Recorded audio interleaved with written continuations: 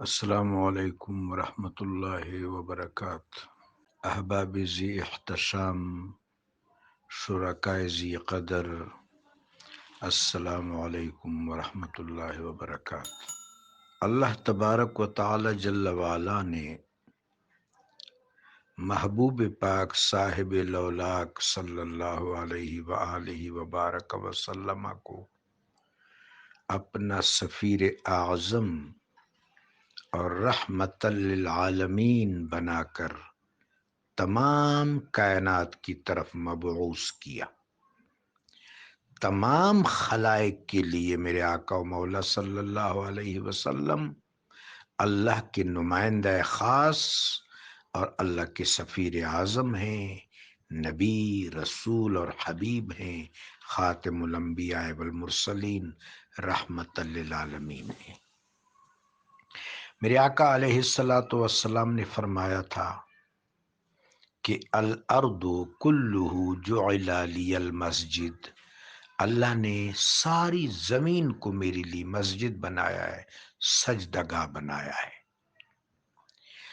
بنیادی طور پر اگر آدمی براڈر پراسپیکٹ میں جائے تو قرآن دو جہانوں کی نشاندہی کرتا ہے، وَلِلَّهِ الْخَلْقُ وَالْأَمْرُ، عالم خلق بھی اللہ کا ہے، عالم امر بھی اللہ کا ہے۔ اس نسبت سے کریم رب فرماتا ہے کہ الحمدللہ رب العالمین، عالمین کا رب اللہ ہے۔ اور اسی نسبت سے میرے آقا کے بارے میں فرمایا کہ آپ رحمت للعالمین ہیں، وما ارسلناک الا رحمت للعالمین۔ تمام کتابوں، تمام انبیاء علیہم السلام کی دعوت ہائے مبارکہ، دعوت ختمی المرتبت صلی اللہ علیہ وآلہ وبارک وسلم میں ضم ہو گئی، اپنے اتمام کو، جامعیت کو اور کمال کو پہنچ گئی۔ محبوب پاک علیہ السلام جب اس دنیا سے تشریف لے گئے، ملائے اعلیٰ کی طرف تشریف لے گئے، تو آپ کی ذات مبارکہ سے 4 خلافت عالم ناسوت میں جاری ہوئی۔ ایک ہے خلافت امامیہ، اس میں امیر المومنین سیدنا علی کرم اللہ تعالی وجہ الکریم، حسنین کریمین، اہل بیت رسول اور عطرت رسول، رسول اللہ کے خلفاء ہیں۔ یہ ہے خلافت امامیہ۔ دوسری ہے خلافت منتظمہ و منصرمہ، سیاسی خلافت، خلافت منتظمہ یا خلافت منصرمہ۔ اس میں جناب حضرت ابوبکر صدیق رضی اللہ تعالیٰ عنہ رسول اللہ کے خلیفہ ہیں۔ ایک ہے خلافت خصوصیہ، اس میں صوفیاء، محدثین، فقہاء، صالحین، یہ سب مشاہیر امت آپ کے خلفاء ہیں۔ ایک ہے خلافت عمومیہ، اس میں ساری امت رسول اللہ صلی اللہ علیہ وسلم کی خلیفہ ہے۔ اسلام کا جو مدنی نظام ہے، یعنی انتظامی، اہتمامی اور انصرامی نظام ہے، وہ عدل اجتماعی ہے، عدل اجتماعی۔ اس عدل اجتماعی کی رحمتیں اور اس کی برکتیں اور اس کے ثمرات صرف مسلمانوں تک محدود نہیں ہیں، تمام انسانوں تک وہ ثمرات اور وہ برکات پھیلی ہوئی ہیں۔ محبوب پاک علیہ السلام کے بعد 30 سال تک ایسا نظام حکومت رہا کہ جس کے بارے میں حدیث موجود ہے کہ وہ رحمت کا نظام تھا۔ اور ایک بہت خوش نصیبی خلفائے ثلاثہ رضی اللہ تعالیٰ عنہم کی یہ ہے کہ ان کو ظرف حیدری کی برکت حاصل تھی۔ ناصر المومنین، ناظر المومنین، مولا المومنین، امیر المومنین سیدنا علی کرم اللہ تعالی وجہ الکریم تینوں ادوار میں موجود تھے اور اپنی برکتیں، اپنے مشورے، اپنی لیڈرشپ، اپنی بصیرت، اپنی حکمت، اپنی تدبیر ان پر نچھاور کرتے رہے۔ تو یہ خلفائے ثلاثہ کی بڑی خوش قسمتی تھی۔ علامہ اقبال علیہ الرحمہ نے ایک جگہ بہت خوب بات فرمائی ہے کہ خلفائے ثلاثہ یا خلافت راشدہ کی اصل سروائیول جو ہے وہ ظرف حیدری ہے، ظرف حیدری، کمال عشق و مستی ظرف حیدر۔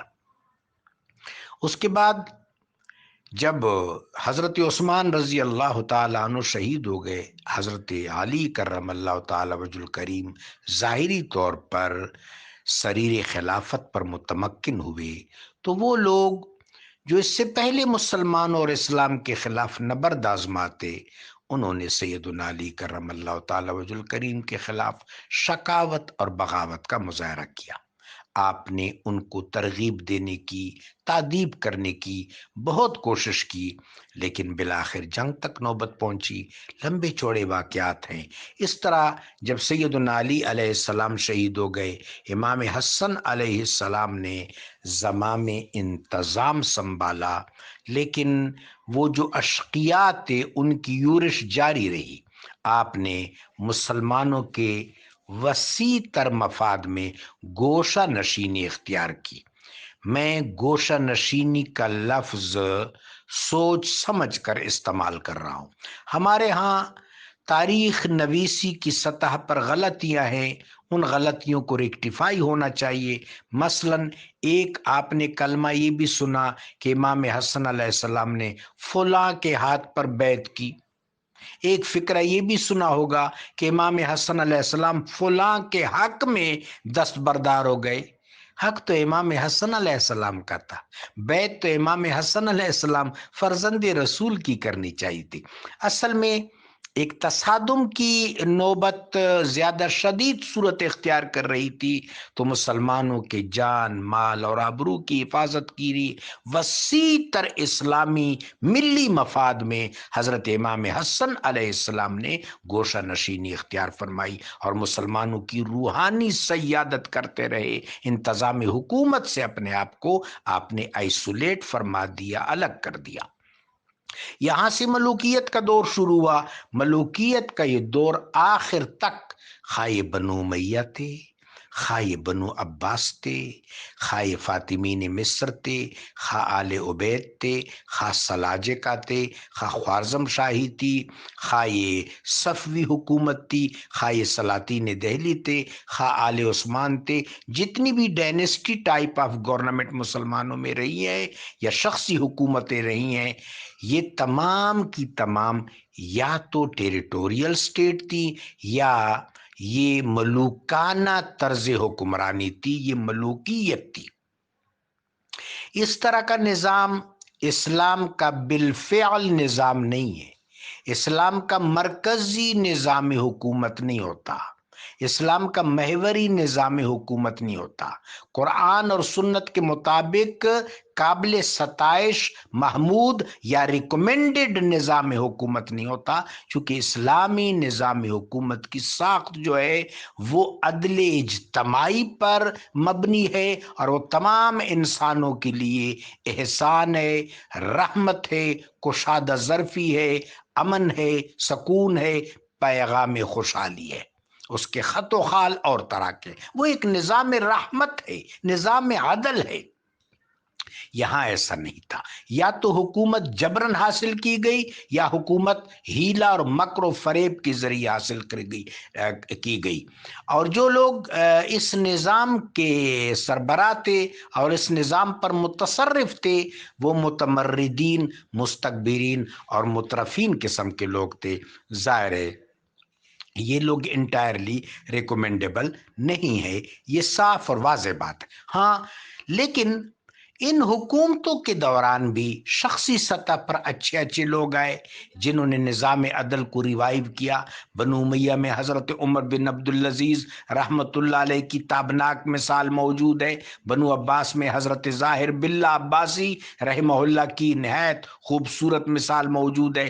فاطمین مصر نے بھی ان میں سے چند حکمرانوں نے بہت عدل کے ساتھ حکومت کی۔ اس طرح سلاجقہ میں حضرت علب ارسلان سلجوقی رحمۃ اللہ علیہ نے بہت ایمانداری سے اور عدل کے ساتھ حکومت کی۔ ہمیں برِ صغیر میں بھی ایسی نشانیاں ملتی ہیں۔ فیروز شاہ تغلق رحمۃ اللہ علیہ، سلطان محمد بن سام غوری رحمۃ اللہ علیہ، شیر شاہ سوری رحمۃ اللہ علیہ، ان لوگوں نے بہت عدل کے ساتھ حکومت کی۔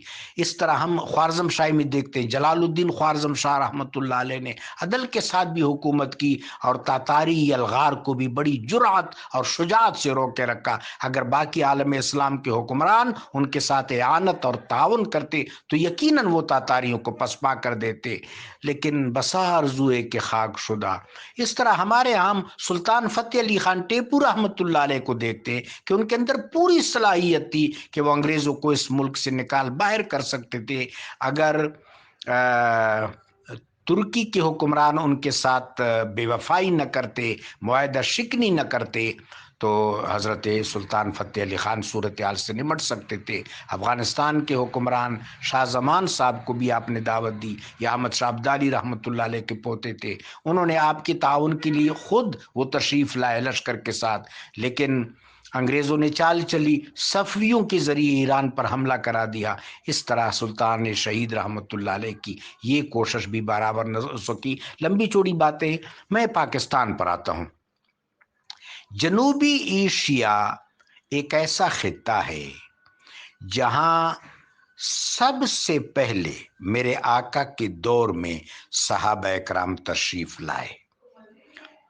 خیبر پختونخوا میں، افغانستان میں، پنجاب میں، ہر جگہ اسماء اور رجال کے ماہرین تسلیم کرتے ہیں کہ 8 صحابہ تو مقامی ہیں جو برِ صغیر سے تشریف لے گئے، سرکار دو عالم صلی اللہ علیہ وسلم کے دامن الفت سے وابستہ ہوئے اور واپس یہاں تشریف لائے تاکہ تبلیغی مساعی میں اور اشاعت اسلام میں حصہ لے سکے۔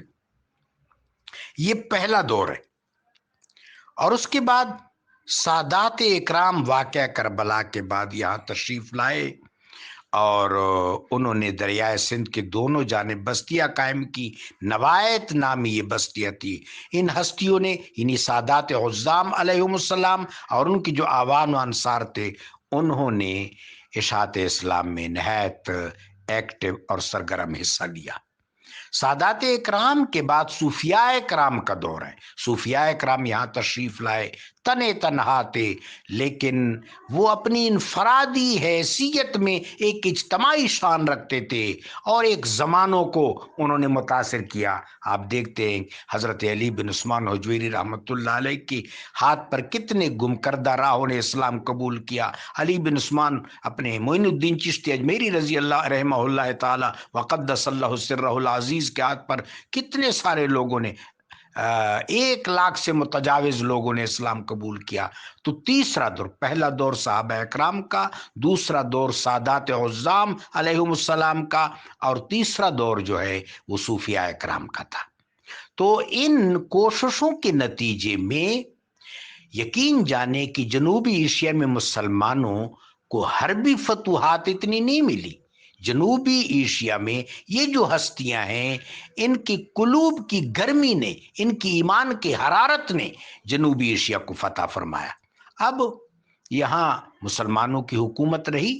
آپ دیکھیں سلطان محمد بن سام غوری نے 1192 میں پرتوی راج کو شکست دے دی، تو اس کے بعد یہاں مسلمانوں کی حکومت قائم ہو گئی جو کسی نہ کسی طرح 1857 تک موجود رہی، لیکن مسلمان حکمرانوں نے انتہائی غفلتیں کی۔ صرف میں 2 چیزوں کی نشاندہی کرنا چاہوں گا۔ سب سے پہلے کہ پورا برے صغیر ان کی عملداری میں تھا۔ مجال ہے جو انہوں نے ایک سکول یا ایک کالج بھی بنایا ہو، کوئی تعلیمی ادارہ نہیں بنایا، صرف تعلیق سسٹم تھا جو مخیر حضرات تھے، بادشاہ یا وزراء تھے، ان کے بچوں کو تعلیق اور ٹیوٹرز پڑھاتے تھے۔ کوئی تعلیمی سسٹم پورے ملک میں نہیں تھا۔ فن حرب و ضرب کے مراکز ضرور تھے، باقاعدہ تربیت اور تعلیمی سسٹم نہیں تھا۔ یہ بہت بڑا ڈرا بیک تھا جو اس 800 سال میں مسلط رہا۔ اس کے علاوہ پورا برے صغیر پانی کے کنارے پر واقع ہے، یعنی پورا برے صغیر بحیرہ عرب کے کنارے پر پڑا ہوا ہے۔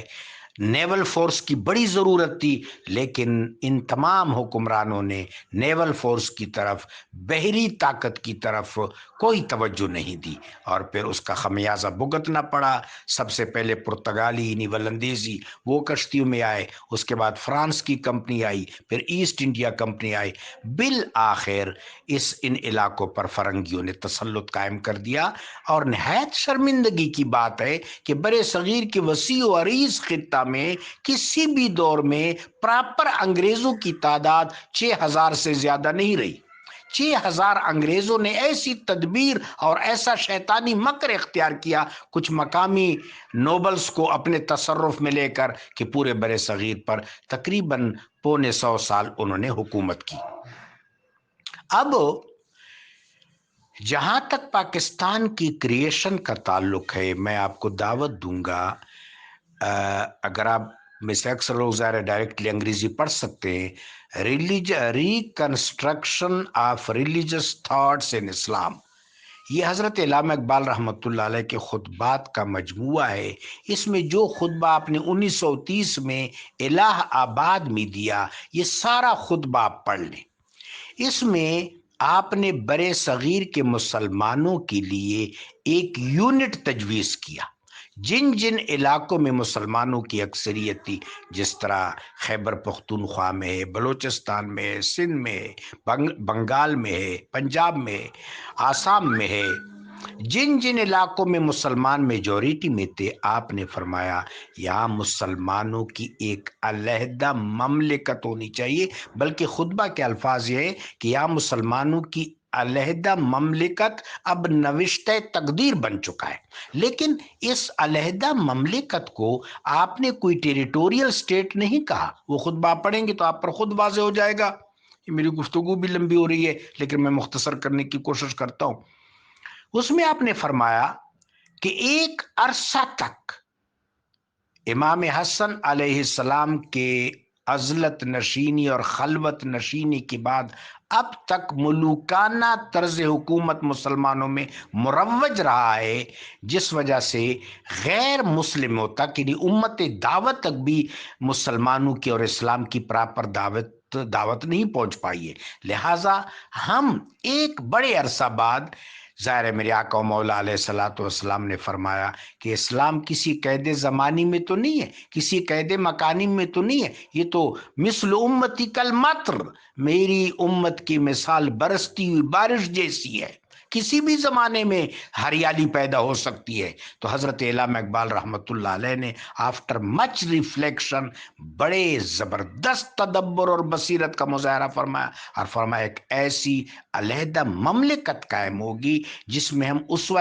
حسنہ کے اصولوں کو عملاً پریکٹائز کریں گے۔ جب یہاں ایک صالح معاشرہ ترتیب پائے گا تو عالم اسلام کو اس کے ساتھ افیلیٹ کریں گے، اور اس کے بعد جب امت کو یہ جمعیت میسر آ جائے گی، یہ سواد اعظم میسر آ جائے گا، نظام عدل اجتماعی بین الاسلامی سطح پر رو پذیر ہو جائے گا اور قائم ہو جائے گا، پھر امت دعوت کو بھی ہم موٹیویٹ کریں گے، انسپائر کریں گے۔ یہ بہت بڑا پروجیکٹ تھا جو حضرت علامہ اقبال رحمۃ اللہ علیہ کے پیش نظر تھا، آپ نے اس کا اظہار کیا، اور الحمدللہ پاکستان منصہ شہود پر آ گیا۔ پاکستان کے بارے میں جن بزرگوں نے پاکستان کے خط و خال کو ترتیب دیا، ان کے پیش نظر پاکستان کوئی ٹیریٹوریل سٹیٹ نہیں تھا، ان کے پیش نظر پاکستان ایک تحریک تھی، ایک ایسی تحریک جو اسوہ حسنہ کو ریوائیو کرے، اور اس کے بعد عالم اسلام اس کے ساتھ ایفیلیٹ ہو جائے، ایک اسلامک کنفیڈریشن بن جائے اور دوبارہ عدل اجتماعی رو پذیر ہو اور امت دعوت کو بھی دین کی طرف انسپائر کیا جائے۔ یہ بہت بڑا پان اسلامک ازم کا منصوبہ تھا جو حضرت اقبال نے پیش کیا، اور افغانستان سے حضرت سید جمال الدین افغانی رحمت اللہ علیہ نے اس کے لیے کوشش کی، مصر کے لوگوں نے کوشش کی، ترکی کے لوگوں نے، افغانستان کے لوگوں نے خاص طور پر، تو ایک بہت بڑا پروجیکٹ تھا۔ اب پاکستان کی کریشن ہو گئی، یہ چھوٹی کامیابی نہیں تھی، یہ بہت بڑی کامیابی تھی، لیکن اب بعد میں وہ بزرگ لوگ جب دنیا سے تشریف لے گئے تو ہمارے تمام شعبوں میں ایسے لوگ چھا گئے کہ جو انگریز کے پروردہ تھے، اور علامہ اقبال رحمت اللہ علیہ نے جا بجا شکایت بھی کی ہے، شیخ ما لرد فرنگیرا مرید گرچہ گویت از مقام با یزید دیو استبداد جمہوری کبا میں پائے کوب، اور تو سمجھتا ہے آزادی کی اس کو نیلم پری۔ تو بہر صورت وہ جو ان بزرگوں کی سوچ تھی، ان کی تدبیر تھی، ان کی حکمت تھی، ان کی تمنا اور آرزو تھی، اس کے مطابق ملک آگے نہ بڑھ سکا، اس وجہ سے آج نامساعد حالات ہیں۔ پاکستان جو ہے یہاں تفرقہ بازی بھی ہے، لسانی جھگڑے بھی ہیں، علاقائی جھگڑے بھی ہیں۔ اب ان تمام چیزوں کا علاج کیا ہے کہ دوبارہ ان بزرگوں کے افکار کی طرف اس ملک کو لوٹایا جائے اور ایک یگانگت اور یکجہتی قائم ہو، وَاعْتَصِمُوا بِحَبْلِ اللَّهِ جَمِيعًا وَلَا تَفَرَّقُوا والی صورت پیدا ہو جائے، اور جو مقصد اور جو غایت پاکستان کے ساتھ وابستہ تھی وہ غایت منصع شہود پر جلوہ گر ہو جائے، یہاں ایک صالح معاشرہ بنے، اور وہ صالح معاشرہ، اس میں اتنا گروتھ ہو، اتنی کیپیسٹی ہو، اتنی کیپیبلٹی ہو، اتنی انگیزیت ہو، اتنی اٹریکشن ہو، اتنی فیسینیشن ہو کہ عالم اسلام کو اپنے ساتھ وہ پوری طرح میگنیٹائز کرے، اور اس کے بعد ایسی ترتیب بنے کہ واللہ متم نورہ ولو کرہ الکافرون والی کیفیت بنے۔ اللہ تو اس پر قادر ہے، ستیزہ کار رہا ہے ازل سے تا امروز، چراغ مصطفی سے شرار بولہبی جا الحق وزحق الباطل ان الباطل کان زہوقا۔ اب یہاں پر میں ریاست پر ایک دو جملے عرض کرنا ضروری سمجھوں گا۔ ریاست بنیادی طور پر اپنے اولین ظہور میں یونانی اصطلاح ہے، سٹی سٹیٹ کا نظام تھا، لیکن بہر صورت وہ یونان کا نظام بھی تصادم کے نتیجے میں رو پذیر ہوا تھا۔ ان کی جنگیں ہو رہی تھیں تو انہوں نے اپنے آپ کو ریاستی صورتوں میں منظم کیا، لیکن وہ ریاستیں جب جنگوں میں سے نکلی اور اسٹیبلش ہوئی تو وہاں عدل ضرور تھا، وہاں فلاحی ریاستوں کا تصور تھا، اس میں کوئی شک نہیں ہے، یونان میں فلاحی ریاستوں کا تصور تھا۔ اس سے پہلے وادی سندھ میں، ہڑپا موئندڑوں میں، یہ جو وادی سندھ کی تہذیب تھی، اس میں بھی اس حد تک عدل اجتماعی تھا کہ یہاں ہتھیار بھی نہیں تھے، اتنا پرامن نظام تھا۔ وادی سندھ کی تہذیب جو ہے یہ بھی ریمارکیبل تہذیب ہے، اور اس کے حوالے سے بات ذہن میں رکھنی چاہیے۔ بہر صورت اس کے بعد وہ جو ریاست کا فلاحی تصور تھا، جو رقبہ، آبادی، حکومت اور اختیار یعنی اقتدار پر مشتمل تھا، وہ یونان تک رہا، وہ تو فلاحی تھا۔ لیکن اس کے بعد جب صنعتی انقلاب آیا اور صنعتی انقلاب کے نتیجے میں کالونیل رول جو ہے وہ دنیا پر، خاص طور پر مسلم ممالک پر متصرف ہوا، اس کے بعد جو ریاست کی شیپ سامنے آئی وہ کوارسو سٹیٹ کا نظام تھا، قاہرانہ ریاست، اور جو حرص و ہوا کہ رہین منت تھی، جس طرح حضرت اقبال نے فرمایا ہے، اور تم دنیا کے بنجر بھی نہ چھوڑو بے خراج۔ تو کالونیل رول کے بعد ریاست کا جو تصور ہے یہ تصور فلاحی نہیں ہے، یہ استعماری ہے، یہ استبدادی ہے، یہ استحصالی ہے۔ تو مدینہ شریف میں اس طرح کی کوئی ریاست برپا نہیں ہوئی تھی۔ مدینہ شریف تو تحریک ہے، مدینہ شریف تو رحمت ہے، مدینہ شریف تو خوشبو ہے، مدینہ شریف کا یہ نظام رحمت جو ہے وہ فرش سے لے کر عرش تک پھیلا ہوا ہے۔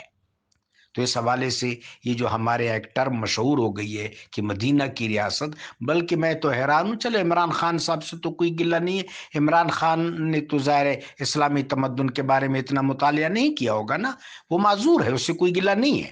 لیکن ایک مولوی صاحب کوئی تھے، میرے خیال میں ان کا تعلق جماعت اسلامی کے ساتھ تھا، گوہر رحمان ان کا نام تھا، ان سے میری ملاقات بھی ہوئی تھی، میں نے گزارش کی تھی اس سے کہ آپ نے کتاب کا ٹائٹل کیسے رکھا ہے، یہ مردان کے رہنے والے تھے، اور کتاب کا نام ہے اسلامی ریاست۔ اسلامی ریاست، ریاست کا جو تصور ہے وہ تو رقبہ، آبادی، علاقہ اور حکومت پر اور اقتدار پر محیط ہے۔ اسلام جو ہے یہ نظام رحمت ہے، یہ ساری انسانیت کے لیے ایک احسان ہے، ایک برکت ہے، ایک رحمت ہے، ایک نور ہے، ایک بقعہ نور ہے۔ تو اصل میں اسلام کے پیش نظر جو فلسفہ انتظام و انصرام ہے، اس کا نام سوال معاشرہ ہونا چاہیے، عالمگیر اور آفاقی سوال معاشرہ۔ مجھے دو چیزیں اس وقت یاد آ رہی ہیں۔ ایک تو وہ مکالمہ جو، یہ گفتگو کافی لمبی ہو گئی، آپ کے طبع پر بوجھ بنے گی، میں بالکل کنکلوڈ کرنے لگا ہوں۔ جس وقت میرے آقا مولا علیہ الصلوۃ والسلام سفید پرچموں کے ساتھ مکہ شریف میں داخل ہو رہے تھے، مکہ شریف میں جو لوگ تھے ابو سفیان سمیت، یہ سارے کے سارے قابل تعزیر تھے، ان کی جرائم کی فہرست اتنی طویل تھی۔ جس وقت ابو سفیان کو سہمے ہوئے دیکھا تو حضرت سعد بن عبادہ رضی اللہ تعالیٰ عنہ نے فرمایا الیوم یوم الملحمہ، آج جنگ کا دن ہے۔ میرے آقا نے فرمایا نہیں سعد، الیوم یوم المرحمہ، آج رحم کا دن ہے۔ سفید پرچم تھے ہر سالار کے پاس، میرے آقا نے حکم دیا تھا وَمَن دَخَلَهُ كَانَ آمِنًا۔ پھر وہ جو غلغلہ اور تز کو احتشام اور شان و شوکت ابو سفیان نے دیکھی تو اس نے کہا کہ ابا الفضل، حضرت عباس رضی اللہ تعالیٰ عنہ سے، کہ آج تو تیرے بھتیجے کی بڑی حکومت ہے۔ تو سیدنا حضرت عباس نے جو جواب دیا وہ قابل غور بھی ہے، قابل فہم بھی ہے، قابل اتباع اور قابل تقلید بھی ہے۔ سیدنا حضرت عباس نے فرمایا تیری ماں تجھے روئے، یہ حکومت نہیں ہے، یہ رحمت ہے، یہ رحمت ہے۔ حکومت اس طرح نہیں ہوتی، یہ رسالت ہے، نبوت ہے، رحمت ہے، یہ تحریک رحمت للعالمین ہے۔ اور پھر حضرت عباس جب سارے انتظام مکمل ہو گئے تو میرے آقا بہت خوش تھے صلی اللہ علیہ وسلم۔ حضرت عباس حاضر ہوئے، فرمایا یا رسول اللہ مجھے حکمران بنا دیں۔ میرے آقا نے فرمایا یا عم احکمک علی نفسک، میں نے آپ کو حکمران بنایا ہے لیکن آپ کے نفس پر، نفس ایک سلطنت ہے، جب تک انفرادی طور پر انسانی نفوس میں معرفت نہ آ جائے وہ عدل اجتماعی قائم نہیں کر سکتے۔